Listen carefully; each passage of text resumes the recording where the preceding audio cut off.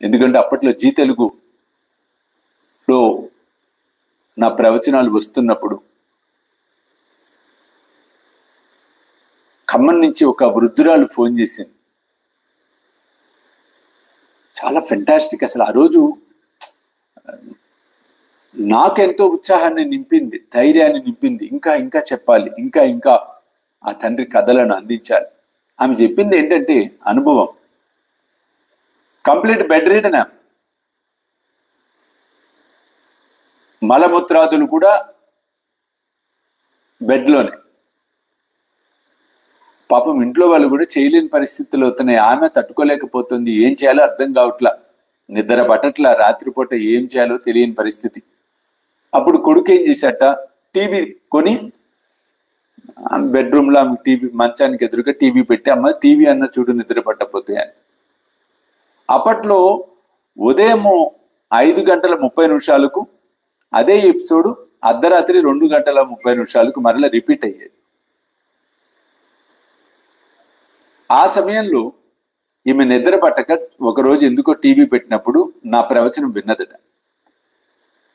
ఆకర్షితురాలై, అంటే అదృష్టం సమయం వస్తే ఎలా వస్తుందో చూడండి, వినటం ప్రారంభించింది. ప్రతిరోజు వింటోంది. ఒక 2 వారాలు అయిన తర్వాత చిత్రమైన పరిస్థితి వచ్చింది. ఆమెంతటా ఆమె లేచే పరిస్థితి, లేచి కూర్చుంటోంది. ఆమె చెప్పిన మాటలు ఇవేమి ఎగ్జాగరేషన్ ఏం లేవండి. ఇంకొక 2 వారాలు అయిన తర్వాత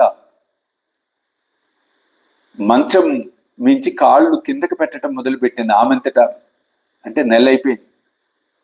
ఇంకొక 2 వారాలు అయిన తర్వాత కాళ్లను నేల కాంచటం మొదలుపెట్టింది. ఇంకొక 2 వారాలు అయిన తర్వాత లేచి మంచం మించి దిగటం మొదలుపెట్టింది.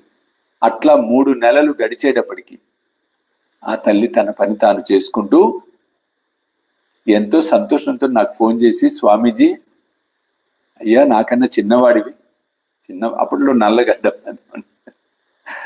చిన్నవాడిని అప్పుడు బాగా, నా కొడుకు లాంటి వాడివి నువ్వు, నీ ఆయుష్ క్షీణమవుతుందేమో నమస్కారం చేస్తే, కానీ నువ్వే నీ రూపంలో బాబా నాకు చేసిన గొప్ప మేలు.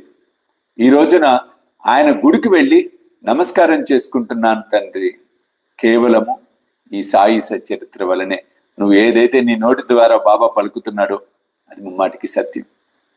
ఎందుకంటే ఇక్కడ చూడండి, నేను నా భక్తులను మృత్యుముఖం నుండి లాగేస్తాను అన్నాడు.